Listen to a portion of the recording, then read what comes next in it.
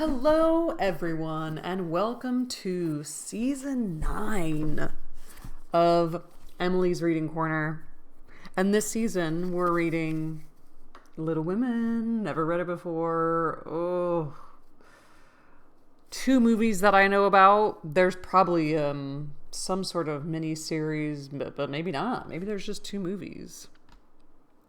One I believe is from 1995, and another I believe is from 2020, and both are good in different ways. And everybody seems, I think the actors are the same ages, but for some reason in 1995, everybody just looked a little older. Maybe I was younger, and so I was like, these are super mature people, and now the actors that are playing the characters from 2020 are younger. So I'm like, they look so young. That's probably what it is. Let's look up a little bit about Louisa May Alcott. And we have so far, season 1 through 6 was all Jane Austen books, because I had not read one single Jane Austen book until this year. And those were incredible. And we were in England. And then we went to Charlotte Bronte's Jane Eyre, which was also set in England, but it was way more gothic-y, the gothic novel. And then for spooky season, we did just dive into Frankenstein by Mary Shelley. And they were in Scotland and Switzerland and France and Italy. And now we're making our way back to my native country. So we will be reading this without an English accent, and we'll see if it's even that good. Just kidding. This woman, Louisa May Alcott, was an American novelist and short story writer, and she was born in Germantown, Philadelphia, and died in Boston, Massachusetts. Louisa May Alcott, American novelist, short story poet, best known for Little Women, and its sequels, Good Wives, Little Men, and Jo's Boys. Oh, that would be really cute to read Jo's Boys. She wrote Little Women in 1868 and died 20 years later in 1888. Raised in New England with her transcendentalist parents. Whoa, like, what does that even mean? It developed in transcendentalism is a philosophical and spiritual literary movement that developed in the late 1820s and 1830s in New England. I did not know that. A core belief is in the inherent goodness of people and nature. And while society and its institutions have corrupted the purity of the individual, people are at their best when truly self-reliant and independent. Transcendentalists saw divine experience inherent in the everyday. They thought of physical and spiritual phenomena as part of dynamic processes rather than as discrete entities. Wow. The doctrine of Unitarian Church was taught at Harvard University School, was closely related. Wow. Okay, I did not know that. 1820s to the 1830s? This was some one enlightened little woman. Okay, her parents were Abigail May and Amos Bronson Alcott. She grew up among many well-known intellectuals of the day, including Margaret Fuller, who I don't know who that is. She grew up among Ralph Waldo Emerson and Nathaniel Hawthorne and Henry David Thoreau. Encouraged by her family, Alcott began writing at an early age. Is she married? Does she have kids? Wow, her resting place is Sleepy Hollow Cemetery in Concord, Massachusetts. During the Civil War. Whoa, okay. Alcott's family experienced financial hardship, and while Alcott took on various jobs to help support the family from an early age, she also sought to earn money by writing. In the 1860s, she began to achieve critical success for her writing with the publication of Hospital Sketches, a book based on her service as a nurse in the American Civil War. Whoa. Early in her career, she sometimes used pen names such as A.M. Bernard, under which she wrote lurid short stories and sensational novels for adults. Ooh. I'd love to see some of those, A.M. Bernard. Little Women was one of her first successful novels and has been adapted for film and television. It's loosely based on Alcott's childhood experiences with her three sisters, Abigail, Male, Alcott, and Nairiker, Elizabeth Sewall Alcott, and Anna Alcott Pratt. Why do they all have different last names? Except for Elizabeth Alcott? Pratt and... I'm so confused. Huh. Well,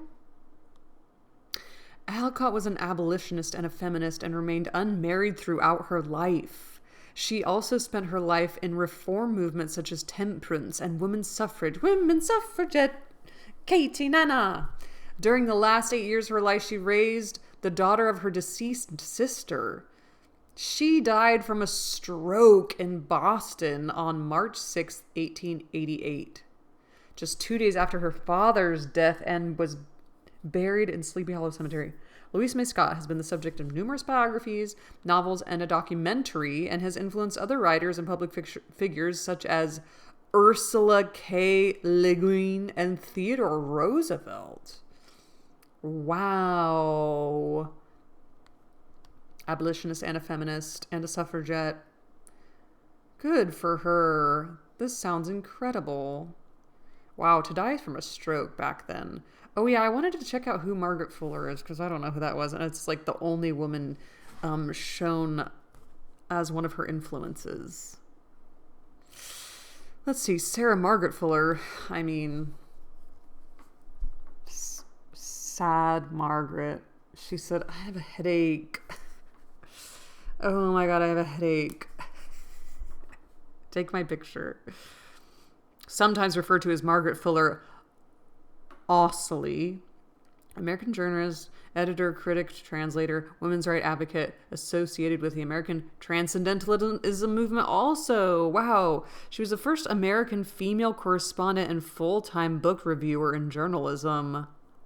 Her book, Women in the 19th Century, is considered the first major feminist work in the United States. Born in Cambridgeport, Massachusetts, and died at age 40 off Fire Island in New York.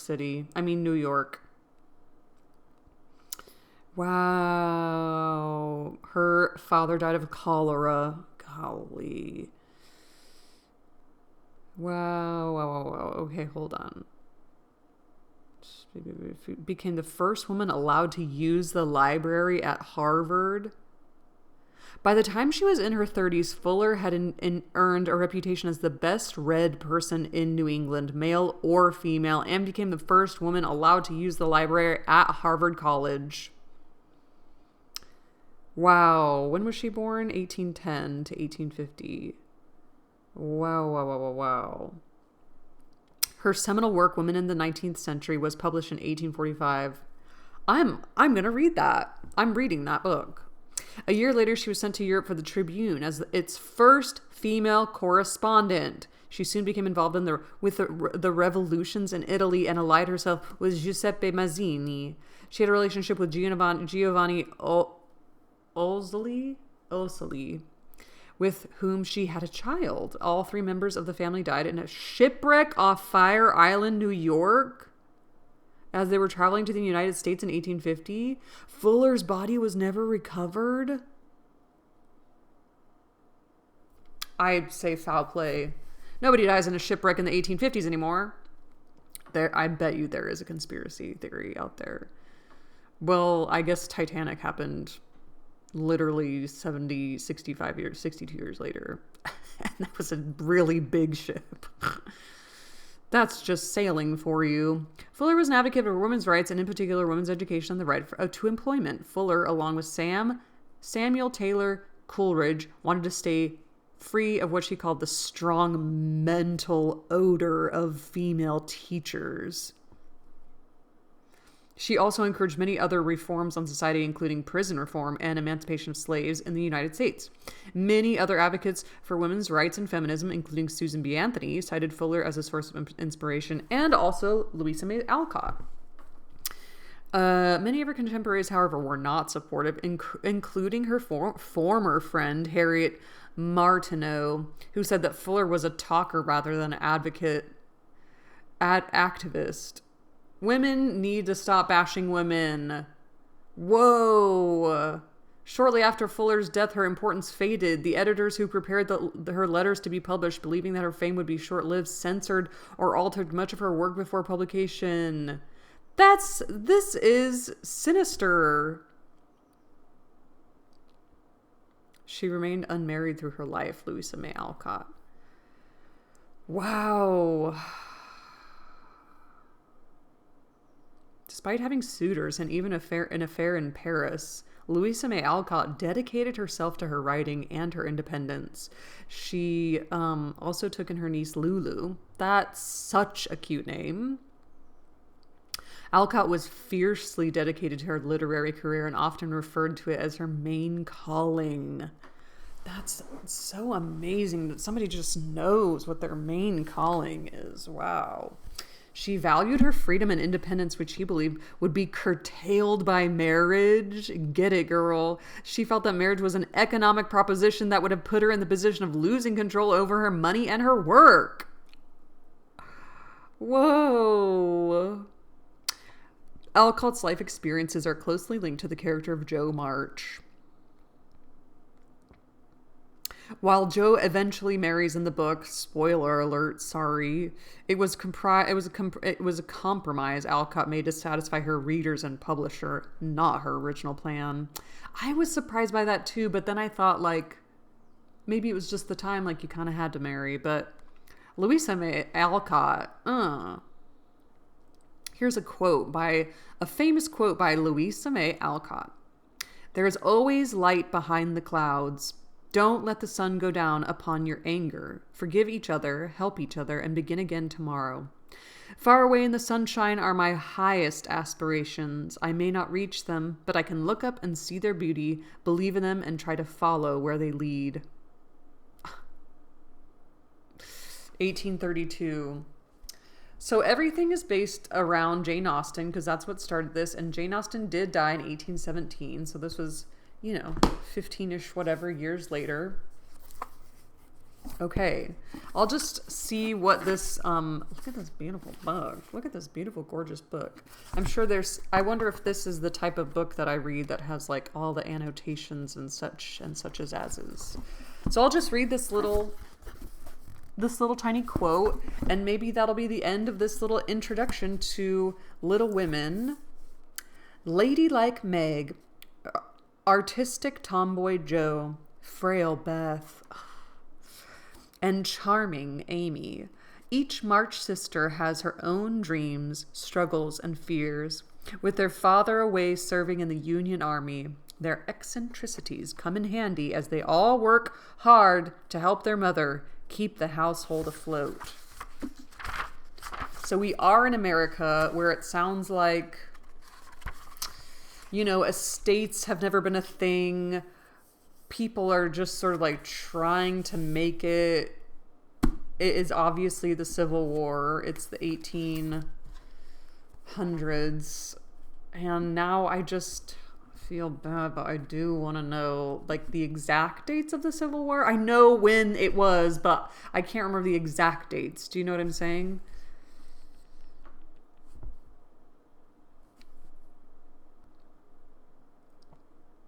(1861 to 1865).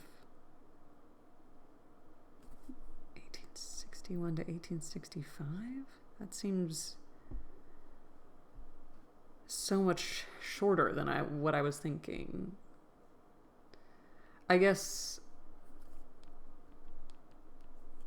Okay, Abraham Lincoln was the president in 1861. Okay. Why am I confused? For some reason I thought it was like 1830s to 18. I thought it was like much longer than that. Golly. Okay, and then Little Women was 1868. Okay. This is making sense. That's sad. It's just sad. So we did the Civil War. He's in the Union Army. He's in the North. It took place in New England somewhere. Where did it take place? Concord, Massachusetts, during the 1860s. Okay. I can't do a Massachusetts accent, so we're just going to do a fairly American accent. Because that's just what, I mean, nobody in those movies tried to, like, act like this. Can you imagine? No, I love you, Joe. I can't even imagine. That's not what it sounds like. That's terrible. Okay. Let's get into it. Next video. This is just sort of like intro video to season 9, y'all. 9 books already. I don't know. I just thought it'd be fun to call them seasons. That's just fun for me. We have lots of reading to do, and there's no extra fluff in this book. I'll tell you that right now. There's 47 chapters, and you know what? No volumes, so we've gotten away from the volumes. Maybe that was like but there are parts. Part 1 and part 2. So we do have parts. We have gone away from the volume style. All of the books that I've read have been 3 volumes, including Frankenstein. Frankenstein, Mary Shelley. It's hard for me to remember like dates and stuff. Okay, that was written in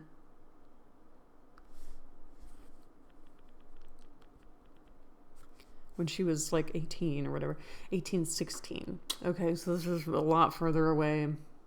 So definitely things have changed. So join me next time as we start part 1, chapter 1. Does part 2 start with chapter 1? No, it does not.